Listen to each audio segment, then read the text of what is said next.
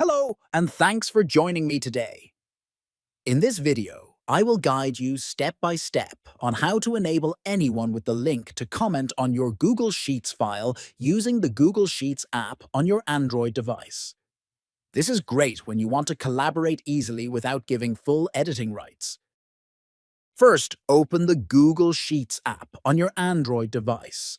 Next, find the sheet file you want to change access for. Then tap the three dots next to its name. After that, select Manage Access from the menu. Now, tap on Change under the sharing settings. Initially, you'll see Restricted. Tap on it and select anyone with the link. Finally, below, tap on the permission level, which should be set to Viewer by default. Change this to Commenter to allow others to add comments, but not edit the sheet. Now, anyone with the link can add comments on your Google Sheets file through their mobile device. Thanks for watching.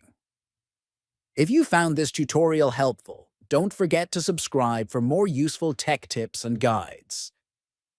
See you in the next video.